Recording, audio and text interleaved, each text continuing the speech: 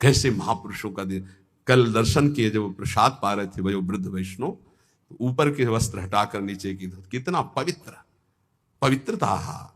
ये मुख में कुछ खाए जूठे चल रहे हो, कैसे तुम्हारा मंत्र सिद्ध होगा? खड़े खड़े लघु शंका कर ली, छिट्टी पैरों में पड़ रही, कैसे मंत्र सिद्ध होगा? बहुत सावधानी की जरूरत है। उपासक चाहे गृहस्थ हो या विरक्त हो, हर समय पवित्र रहता है। अपवित्रता ये सिद्ध नहीं होने देती, साधन को सिद्ध नहीं होने देती, ध्यान रखना। कुछ भी खाने की वृत्ति ऐसी ना रखो जो प्रियालाल को भोग नहीं लगाए आप पा रहे हैं। बाजार में खाने वाला तो साधक हो ही नहीं सकता।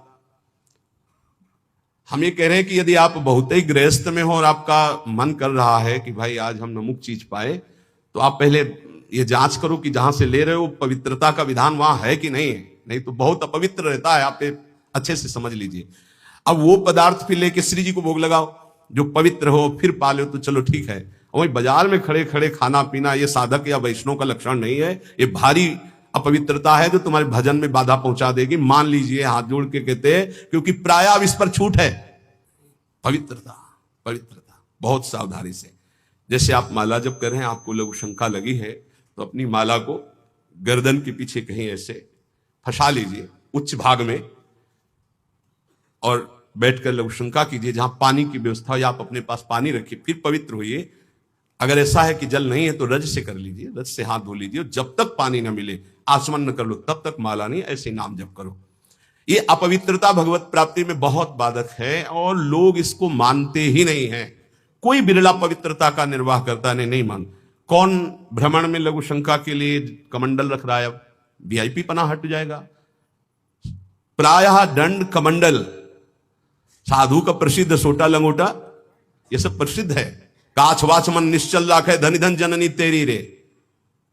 बहुत बहुत अब प्रायः दर्शन करने वालों में ऐसे दर्शन होते हैं, हाथ में बिस्लरी की बोतल ऐसे, जैसे कोई जल चढ़ाने की गंगा जली नहीं, प्रायः बिस्लरी की बोतल ऐसे हाथ में होगी। जमाना बदलता चला जा रहा है, और या स्मार्ट मोबाइल हाथ में होगा। कोई कोई भले आदमी तो ऐसे मिलते हैं कि मोबाइल से ऐसे वीडियो दाहिने हाथ से बना रहे हो, बाएं हाथ से ऐसे कर रहे हैं। बाएं हाथ से किसको किया जाता है जानते हो? शत्रु पक्ष को। जब राजाओं के यहां दुश्मन का दूत जाता था तो बाएं हाथ से सलूट करता था। तब पता है कि दुश्मन का दूत आया, इसलिए बाएं हाथ से करता था। तो आजकल नए बच्चे वो जानते हैं नहीं, तो मोबाइल से शूट कर रहे हैं ऐसे, बाएं हाथ से ऐसे कर रहे हैं। यह अपवित्र। भगवान के सामने या भगवत भक्तों के सामने, चलो आपके हाथ खाली नहीं, वीडियो बना रहे हो तो नेत्रों से कर लो, बाएं हाथ से काहे को? दुश्मनी काहे को मोल ले रहे हो? बहुत बड़े के दरबार में हो, बहुत बड़े के पार्षद है, वो हर समय देख रहे हैं। आप क्या समझते हो हम अकेले चलते हैं? नहीं, बोले 10-20 साथ चलते नहीं, इनकी बात नहीं कर रहा। एक कदम भी ऐसा नहीं जिसमें हमारी महारानी जी न चलती हो। ये जो छोटे छोटे नवजात शिशु जो ये सब, ये जानते हो महारानी जी के प्रताप का आशीष लेने आते हैं। हमारा कुछ नहीं है, हमारे आगे आगे चलती है हमारी महारानी जी। हम उनकी दासी, उनके पीछे चलती है, आगे वो चलती है। ये जो फूल बरसते हैं ना, ये महारानी जी के चरणों में बरसते हैं। ये जो फूलों के पावड़े बिछे होते हैं ना, मेरी स्वामिनी जी के लिए। अगर ये मेरे लिए लगते ना तो कब का बंद करवा देते, आप ये भी समझ लो।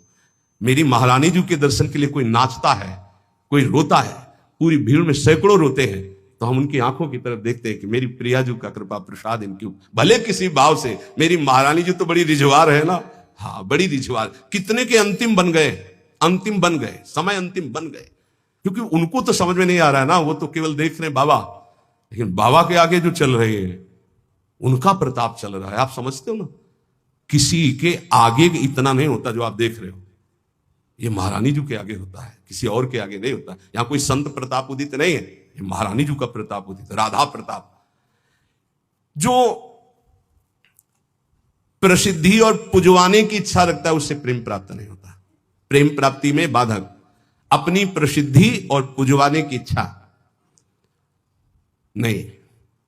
अपने इष्ट में चित्त को लगा दो। तो सेवक जी महाराज कह रहे हैं, बिस्तर है सब जग विमल कीरति, साधु संगति ना टरे, बास वृंदा विपिन पावे, श्री राधिका जो कृपा करे। अपने आप जगत में विमल कीर्ति का विस्तार हो जाता है जो प्रियालाल में चित्त जोड़ता है।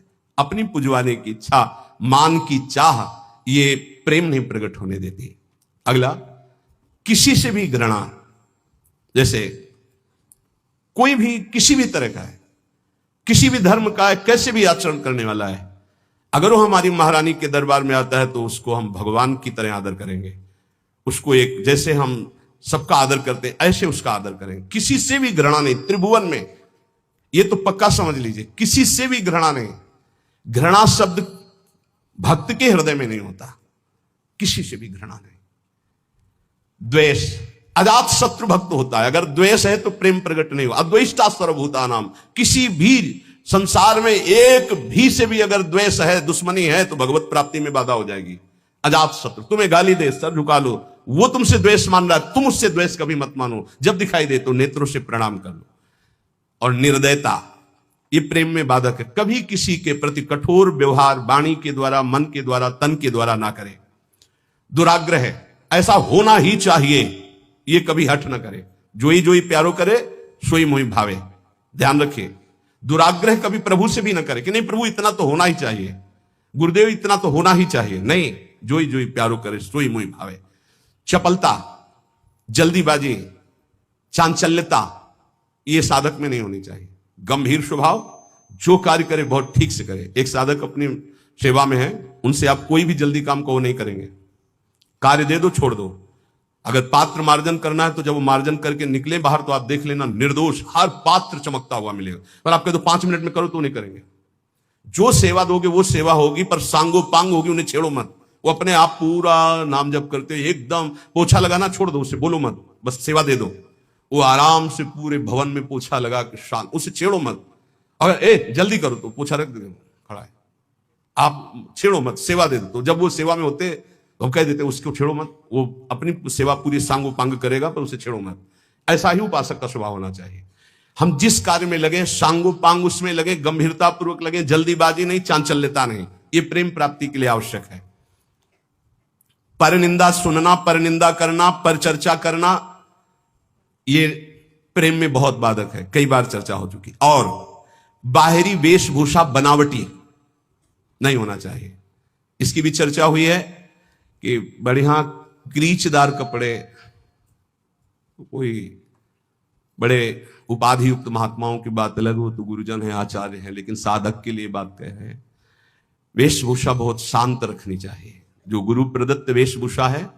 और जब तक वस्त्र शरीर धारण करने योग्य की रक्षा कर रहा तब तक बदलना नहीं चाहिए। बहुत परमाणु होते हैं वस्त्रों में, जैसे ऊपरी अचला है, ये तो वर्षों चलेगा, बदलने की जरूरत नहीं। जैसे आपको मिल रहा है तो आप रोक सकते हो, उड़ाया जा रहा है आप औरों को उड़ा दीजिए, मेरे पास है, बहुत कृपा। ये जरूरी नहीं कि सबको उड़ाया जा रहा है तो हम ले रहे हैं। जैसे भेंट है, वस्त्र है, अगर वो सम्मान के लिए आपको दिया जा रहा है, आपको आवश्यक नहीं है, तो आप हाथ जोड़ सकते हो, प्रसाद दे दीजिए, ये नहीं। इससे आपकी भक्ति बढ़ेगी और गुरुजन आप पर प्रसन्न होंगे। ध्यान दीजिएगा, अगर वस्त्र है और आपको उड़ाया जा रहा है तो आप ऐसे रोक दीजिए, हमारे पास है, दैन्यता हमारे पास है, आगे जरूरत होगी तो